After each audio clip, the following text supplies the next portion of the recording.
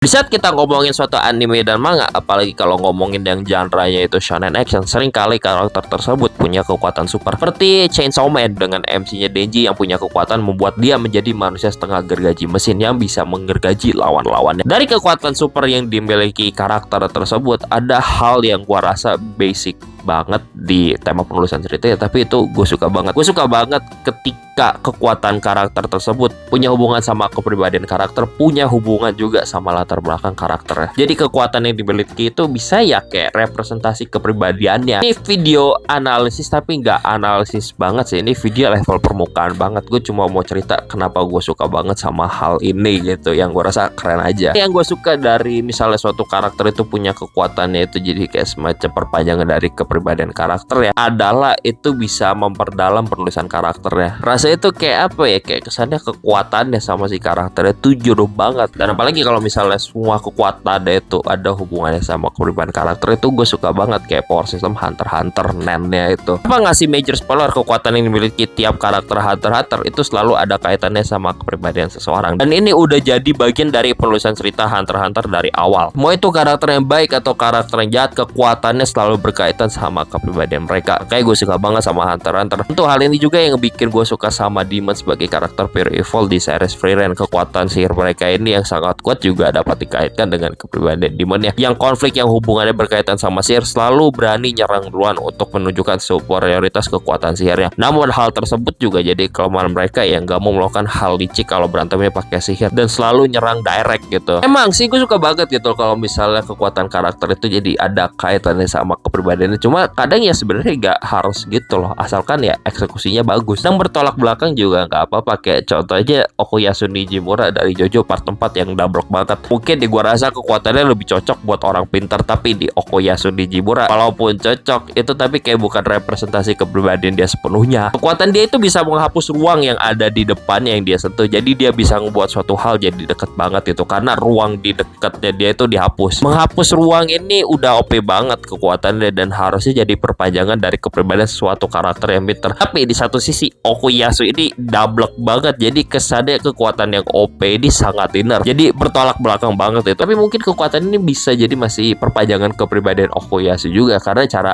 pemakaian kekuatannya sih ya simple. Cuman kadang gue berpikiran kalau misalnya kekuatan the hand-nya Okuyasu ini jatuh ke orang yang pintar gitu, itu makanya gimana gue jujur gak tahu. Anyway, salah satu contoh karakter yang gue suka banget dimana kekuatan itu perpanjangan dari kepribadian dia, kepanjangan dari backstory dia, itu lagi-lagi dari JoJo Part 4. Gue suka banget sama Yoshikage Kira dan kekuatan Killer Queen ya. Yang JoJo itu sebenarnya ya emang banyak sih karakter yang kekuatan itu kayak perpanjangan dari kepribadian dia gitu, dari part 1 sampai part 9 gue baca, dan Yoshikage Kira itu salah satunya. Yoshikage Kira ini pembunuh berantai psikopat yang pengen hidup tenang dan gak mau menonjol amat di segala hal. Nah, kekuatan Killer Queen ini sangat merepresentasikan dan sangat membantu kehidupannya Kira. Kekuatan bom Killer Queen kalau dipakai itu nggak ninggalin jejak sama sekali, yang jodoh banget sama kepribadian dan motivasi Yoshikage Kira. Sheer heart attack-nya juga bisa dipakai buat tracking bom ngejar musuhnya dan ngebikin dia tetap bisa beraktivitas kayak biasa, jadi nggak ada yang curiga. Belum lagi power up bite cerdas ya, yang ngebikin dia bisa rewind waktu buat memastikan